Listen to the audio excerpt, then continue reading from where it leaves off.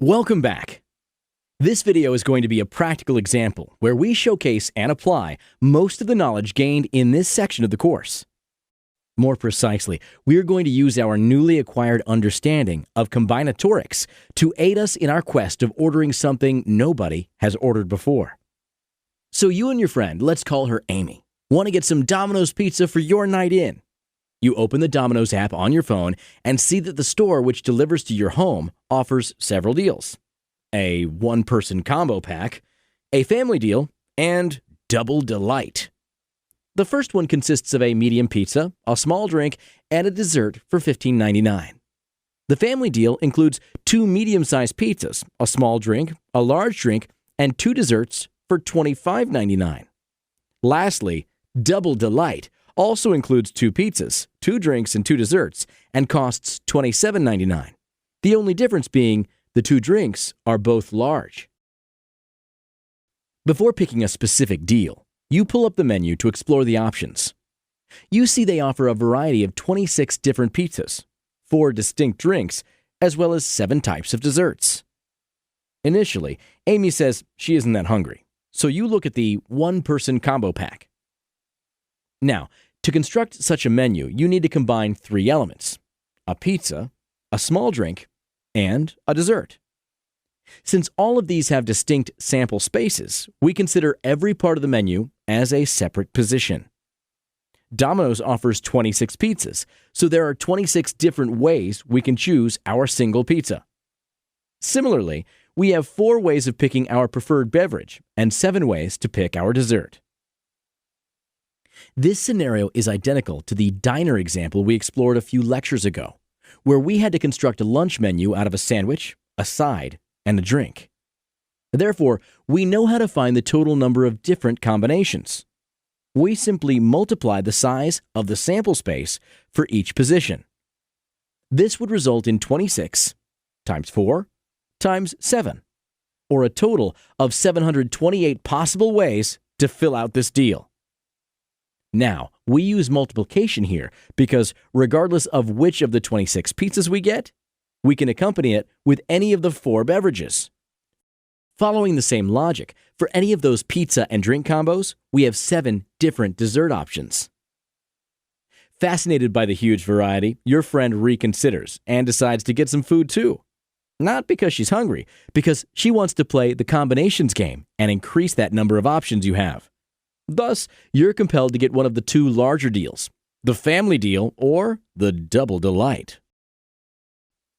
Amy states that since you're getting 2 pizzas now, you can get different ones and exchange slices. Furthermore, she proclaims that since we're ordering 2 of each of the 3 parts of the meal, we now have 8 times as many options.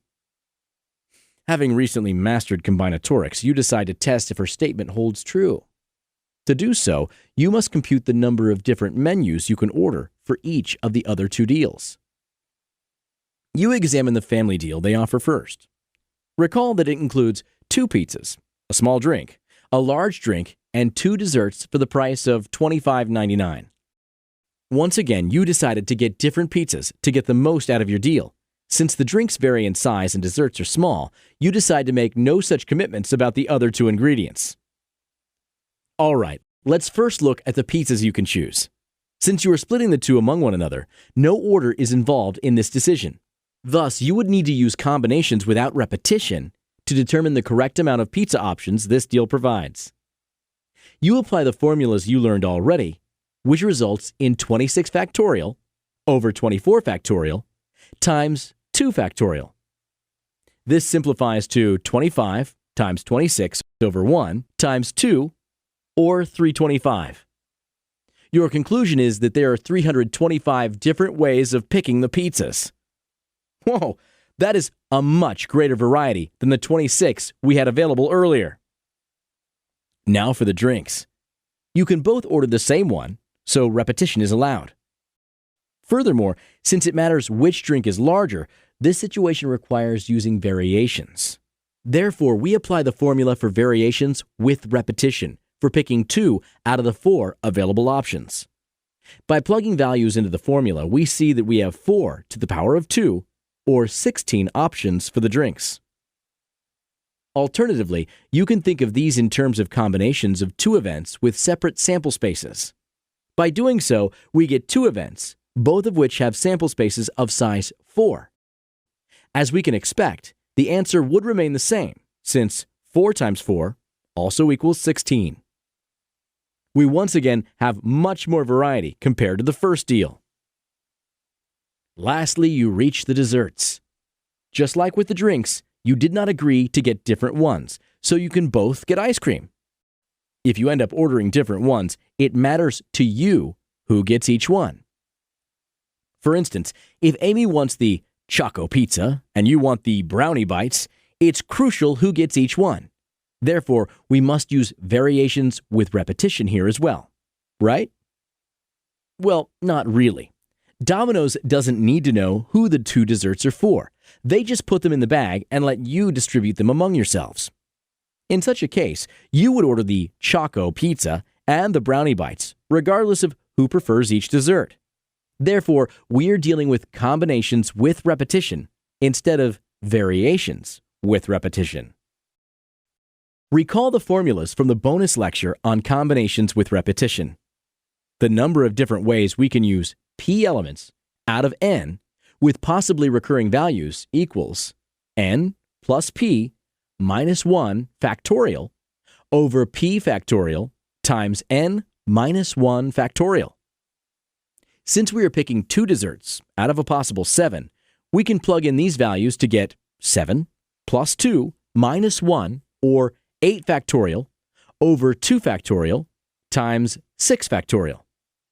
After some simplifications, this equals 7 times 8 over 1 times 2, or 28. Therefore, there are 28 different ways to pick our two desserts out of the menu. Right. So far, we have found out that we have 325 ways of choosing our pizzas, 16 options for our drinks, and 28 combinations of desserts we can order. Therefore, we need to multiply these to get a total of 325 times 16 times 28, or 145,600 different options for this deal. Whoa, that is a lot of variety. That is definitely more than 8 times greater than 728 options you could get with the first deal. So, Amy was wrong after all. Before you place your order, you still go through the third deal to make sure you're choosing the offer with the greatest variety. The Double Delight contains the same number of pizzas and desserts as the family deal.